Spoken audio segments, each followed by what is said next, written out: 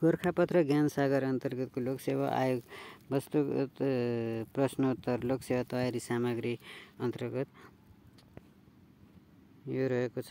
वस्तुगत प्रश्नोत्तर objective question जुन चैत 6/2081 चैत 6 बुधबार प्रकाशित गोरखापत्र दैनिकमा छापिएको यस प्रकार छ। प्रश्न नम्बर 1, ट्रान्सपरेन्सी इन्टरनेसनलले सन् 2025 फेब्रुअरी 11मा सार्वजनिक गरेको भ्रष्टाचार अवधारणा सूचकाङ्क अनुसार नेपाल कति औँ स्थानमा रहेको छ? 107 औँ।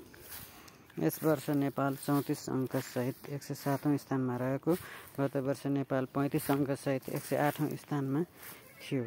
टिआईका अनुसार ट्रान्सपरेन्सी इन्टरनेसनल टिआई अनुसार 50 अङ्कभन्दा कम स्कोर प्राप्त गर्ने मुलुक सुशासनको क्षेत्रमा समस्यायुक्त रूपमा चित्रण गरिन्छ। 35 अङ्कभन्दा कम स्कोर ल्याउने मुलुक गम्भीर भ्रष्टाचारको समस्यामा परेको मानिन्छ। विश्वकै कम भ्रष्टाचार हुने मुलुकको सूचीको पहिलो स्थानमा डेनमार्क रहेको छ भने साउथ सुडान विश्वकै बढी भ्रष्टाचार हुने सूचीमा परेको। चीन 43 अङ्कका साथ 76 औँ स्थानमा छ भने ट्रान्सपरेन्सी इन्टरनेसनलले यो प्रतिवेदन विश्व bank, world economic forum, global insight, Bertelsmann foundation, world justice project र भेराइटिज अफ डेमोक्रेसी प्रोजेक्ट समेत 6वटा संस्थाको सर्वेक्षणका आधारमा तयार गरिएको। डेनमार्क 90 प्राप्ताङ्क पहिलोमा डेनमार्क, दोस्रो फिनल्यान्ड 88, तेस्रो सिङ्गापुर 84, 83 अङ्क लिएर चौथो न्युजिल्यान्ड, 5औँ लक्जमबर्ग 81, अर्को 5औँमा नर्वे 81, स्विजरल्यान्ड पनि 5औँ 81 अङ्क। लक्जमबर्ग, नर्वे र स्विजरल्यान्ड 5औँ भएका छन् भने बढी भ्रष्टाचार हुनेमा दक्षिण सुडान 8 अङ्क 180औँ, सोमालिया 9 अङ्क 179, Venezuela 178, Syria 177, Yemen 173, Libya 173, Eritrea 173, Equatorial 173 13औँ स्थानमा। बढी भ्रष्टाचार हुनेमा Yemen, Syria, Libya, Eritrea, Equatorial Guinea, Venezuela र सबभन्दा बढी फर्स्ट नम्बरमा दक्षिण सुडान।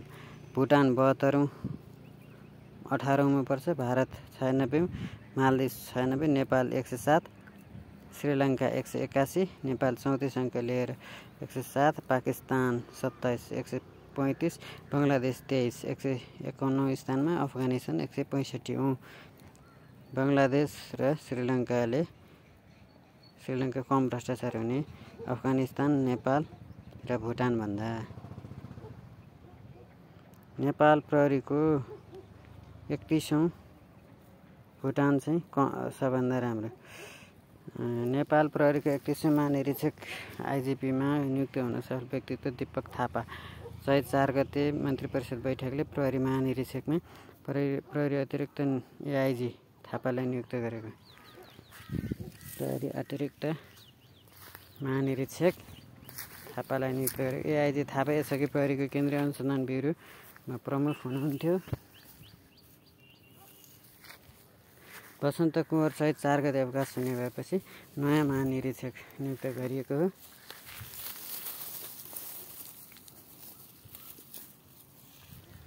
त्यस्तै नयाँ प्रहरी महानिरीक्षकको कार्यकाल 2082 भदौ 7 सम्म हुने जनाइएको छ। भदौ 18 सम्म मात्र रहनेछ।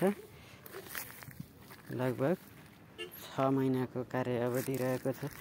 दीपक थापाको भदौ 18 गते पद सकिने। प्रहरी प्रमुख बन्नका लागि थापासँग एआइजी टेकबहादुर तामाङ र सुदीप गिरी प्रतिस्पर्धामा हुनुहुन्थ्यो। सुदीप गिरी र टेकबहादुर तामाङलाई उछिनेर उनी भएका हुन्। काठमाडौँ विश्वविद्यालय केयुको उपकुलपतिमा कसलाई नियुक्त गरियो? प्राध्यापक डाक्टर अच्युत वाग्लेलाई। 2081 चैत 4 गते। प्रसिद्ध साहित्यकार लीलाबहादुर छेत्री बसाइँ उपन्यास लेख्ने लीलाबहादुरको 81 फागुन 29 गते मृत्यु भएको हो, निधन भएको थियो।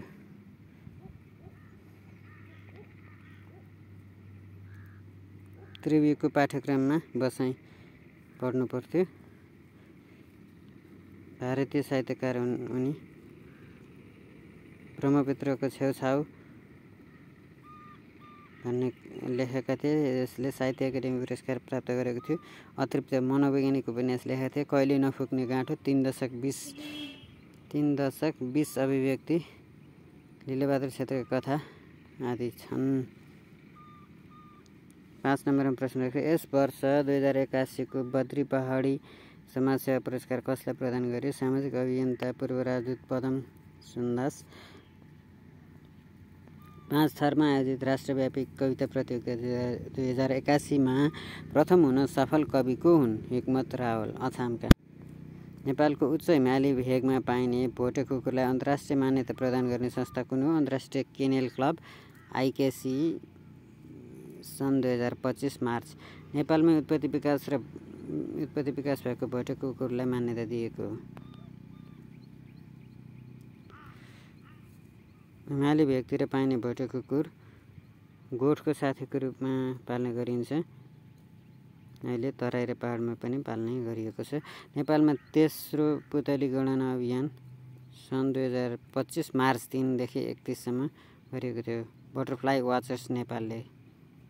मिथिला नाट्यकला परिषदले 2081 को महामूर्खको रूपमा मध्य प्रदेशका मुख्यमन्त्री सतीश कुमार सिंहलाई उपाधिबाट सम्मानित गरियो। होलीको अवसरमा यो उपाधि दिइने गरिन्छ। पटमूर्ख सियाराम झालाई, किशोरी शाहलाई हराशङ्कर र वरिष्ठ पत्रकार रामरिजन यादवलाई ढोरहाशङ्करको उपाधि प्रदान गरे। 2081 को विन्ध्यवासिनी म्युजिक लाइफटाइम अवार्डबाट सम्मानित गीतकारको हुन् स्रष्टा गीतकार राजेन्द्र थापा। 1 लाख रुपियाँ।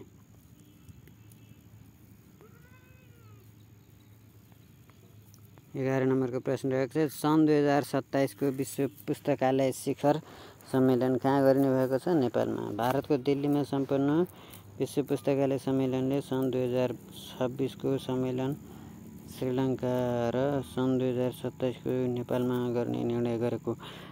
सन् 2025 को सम्मेलन ज्ञान साझेदारी, सांस्कृतिक संरक्षण र अन्तर्राष्ट्रिय सहकारीमा पुस्तकालयको भूमिकालाई सुदृढ बनाउन सफल भएको जनाइएको छ।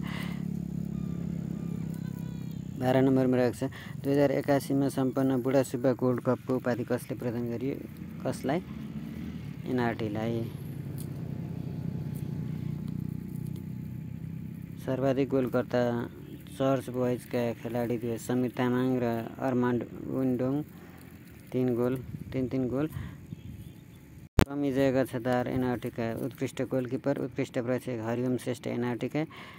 चर्च बोइजका रोहन कार्की उत्कृष्ट मिडफिल्डर। उत्कृष्ट फरवार्ड समीर तामाङ चर्च बोइजकै पदम भट्टराई उत्कृष्ट डिफेन्डर।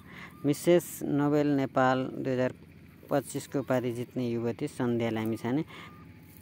उपाधिसँगै उनले Nepal fashion and entertainment award 2025 जापानका लागि इन्ट्री प्याकेज समेत प्राप्त गरेकी हुन्। Joy model hunt Nepal season 9 को उपाधि विवश विष्ट र न्याय बुढाले जितेको छ। नेपालमा हाल चरा प्रजातिको सङ्ख्या कति रहेको छ? 898 प्रजातिको चरा 2081 फागुनको तथ्याङ्क अनुसार 898, लगभग 900 जातका चराहरू पाइन्छन् नेपालमा। पछिल्लो पटक भेटिएको बैजनी बुङ्गे चरा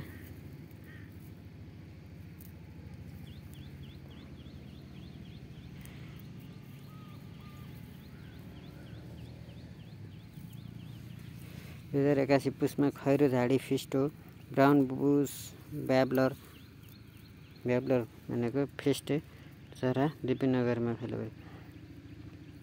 पोखरा भ्रमण 2025 मा कति पर्यटक वितरण लक्ष्य गरिएको छ? 20 लाख।